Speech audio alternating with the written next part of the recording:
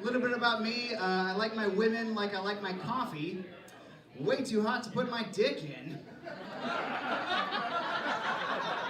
That's a slow burn on that dick joke there. I told that joke on a show one time, and before the show, I was back in the alleyway out back, and I was practicing my set under my breath. And so, under my breath, but still out loud, I was like, way too hot to put my dick in. Right when this lady came around the corner, and she heard me, and she stopped, and she looked me up and down, and she's like, yep. Well played, lady, well played. Something about me, I am married, got a wife. It's how our marriage works. Fun fact, my wife hates that previous joke about the women in the coffee. My wife is way too smart for me though. She's always like a step ahead of me. This happened one time, this like a couple of years ago, we both got new phones at the same time, but we bought different phones from each other. So this one day we were hanging out in a mall food court and we were arguing over who had bought the better phone. What else are you gonna do when you're married, right? Like, my phone can do this. Oh yeah, well my phone can do that. And my wife goes, check this out. And she pulls out her phone and out loud she said, hey Siri, what time are the Oscars on tomorrow? She just put it out in the universe, right? And this guy, this stranger, was just walking through the mall food court and he heard that and he goes, oh, the Oscars are on tomorrow at 9:30 Eastern, 6:30 Pacific. And then he kept walking. I was like, what the fuck? And my wife, without missing a beat, goes, did you see that? My phone just conjured a man. Yeah, so she won. I should have got that phone. My wife and I, we just got into the show Queer Eye.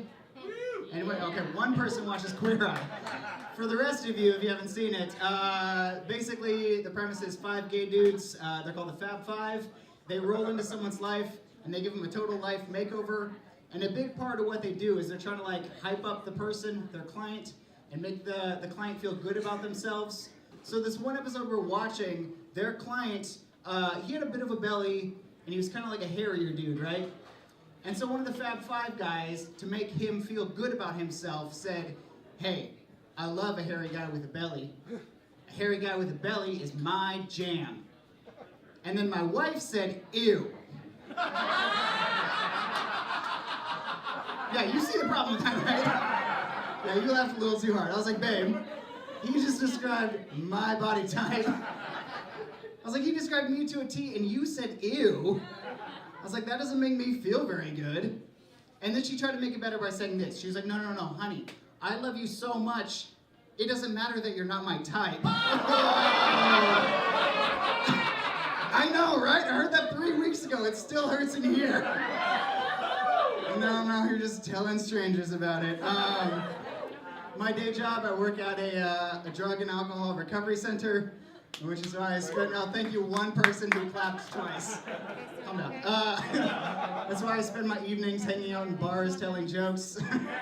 I'm just here trying to recruit people. Who has an alcohol problem? Woo! All right.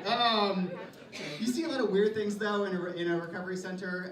For example, this guy came in one time to our front desk and he said, hey, I have an addiction, can you help me? And our front desk said, we try to help people with all sorts of addictions. What is your substance of choice? And then this guy said that he's addicted to buying and collecting baseball cards. Hold on, it gets weird. He's collected so many baseball cards, he's currently renting a second apartment that his wife doesn't know about.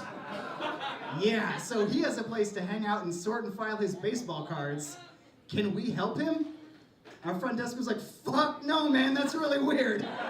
Like, just do heroin like everyone else. It is so much easier to fix that. My name is Brady Secules, thank you.